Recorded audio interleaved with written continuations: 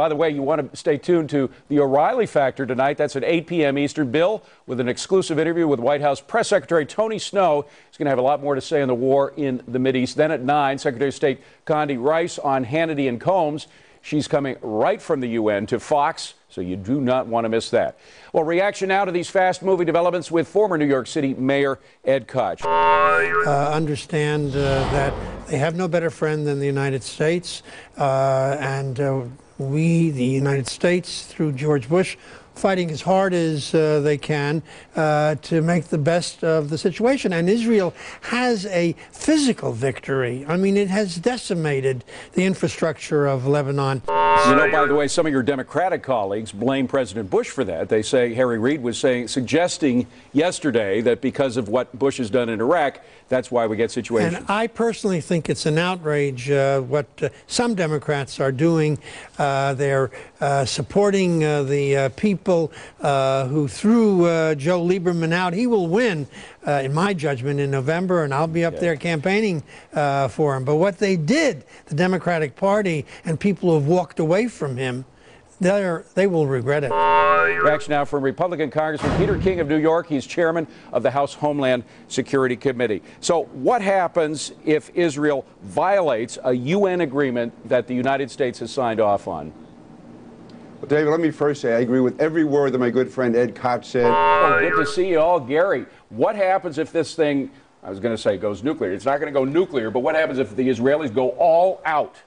If it gets out of control, the potential for others coming in is just going to kill stocks, in my opinion. Look, others meaning Iran, Syria? Absolutely. Look, the market's already on the defensive as it is. It only makes things worse. And if others come in, you just remember, the market's not just about fundamentals, it's about emotions also, and I think it can get cracked. Well, clearly the market today, though, Gary, was not worried about Iran and Syria coming in because oil was only up about 35 cents a barrel. You would have seen oil, rates? Well, yeah, right. But you would have seen oil spike if that was a serious worry. The worry is that this resolution and any solution to this keeps Hezbollah armed. Iran is just using it as a puppet in the future, and that any force in southern Lebanon does not have the power to go after Hezbollah if fired upon. You're agreeing. Yeah, first of all, this is not going to turn into a war between Syria, Iran, and Israel. It's not going to happen. Look, Iran is really absolutely. Iran is pulling the strings here because Iran is not ready to go to war with Israel yet. The nuclear weapons aren't online yet. They're not ready. When they're ready, it'll happen. With this, so the nukes are going to be the deciding factor for Iran, and that's a year or two off. What's happening right now is Iran is trying to weaken Israel, and of course through Iraq trying to weaken the United States. That's what's going on right now. This is not going to be a full-scale war. Tom has his sources, Gary. Do you have any sources saying that Syria and Iran will be involved in this somehow? Look, all I know is you have Iran supplying weapons, and I know about the word intent.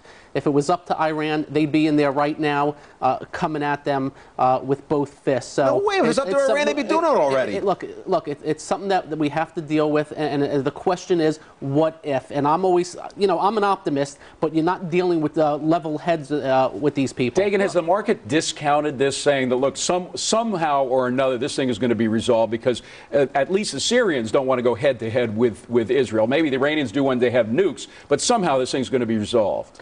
But there's still some big question marks. Temporarily, at least. There's still some big question marks. It plays out on a day-to-day basis, but I do think that people are concerned about Hezbollah not getting disarmed and still having power, and Israel not being able to declare some sort of victory Tom, here. is this moving the market at all, or is it other factors? Is it economic factors? No, look, you look at mixed messages from the market. You have lower employment growth. That tends to keep things on the lower side. You have good reports from various companies that are saying, like, we're getting good profits, and that's making it go. So it's kind of sticking around the middle. The people who invest billions of dollars a day understand what's going on with war. They know there are two questions, and all you got to know: one, if there is a war, what happens to the market? If there's a bigger war, I think there is one now.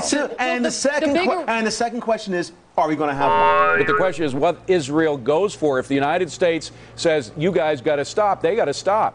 Well, they do. We have a stranglehold on them with regard to parts and with oil, and so they have to listen to us. We give them $2.5 billion a year, so that's kind of the ante that we have in there. Let me just stop you there. Now, I gave an absolute. They have to go if we say they have to go and leave Lebanon. But is that true? Could this be a defining moment in Middle East politics when they actually defy the United States, and despite us going along with the UN resolution, they say, no, we need to wipe out Hezbollah. What I'm thinking of is Fallujah. Fallujah, the first time that the United States, right after they hung up those U.S. contractors on the bridge, the Marines were ready to attack, but they were pulled back at the last minute by the politicians, and the whole Fallujah thing had to settle dormant, where it got worse and worse for about a year before the Marines were allowed back in. Is that what might happen here? You know, the father of modern warfare, Clausewitz, says there's a time you stop talking and you go into action, you execute war. You know, that's the policy. I think if you want to do away with Hezbollah, and Israel rightly should, then you've got to go after and strangle them. You have to remove them. And if that means that you have to go outside of that area, Israel's got to take the risk. You know, they were forgiven what they did with the Osirak reactor in '81 with Iraq. They'll be forgiven if they go for their own interest elsewhere. Well, clearly that's what the military wants to. Question is whether the politicians will stop them from doing it. Now from Chief Deputy Majority Whip Eric Cantor, who is on record as being a major supporter of Israel. The question is whether the best resolution in the world is going to be able to stop Hezbollah. I mean, Hezbollah is not a government. There's no official way that you can get it to do anything that you want to do. So it relies on this force. However, this force is constructed to disarm Hezbollah. Do you have any confidence that they can do that? You know, I am suspect at best, I think I would say. Congressman, what happens? This is a scenario we don't know if it's going to happen. What happens if Israel says we are not going to sign off on something that is going to lead to us continue to being attacked by Hezbollah, even though the U.S. is for it? Well, I think that we can count on Israel's insisting on the ability to defend itself. And as far as I know, that this White House, Ambassador Bolton, all the way up to the President, is very supportive of Israel's right to defend itself in the war against Hezbollah terrorists. So I don't think, and I cannot foresee a situation where the United States and this White House is going to impose some type of resolution that Israel can't live with. Gotcha. Congressman Eric Cantor, Republican of Virginia. Thank you very much, Congressman. Appreciate you coming here.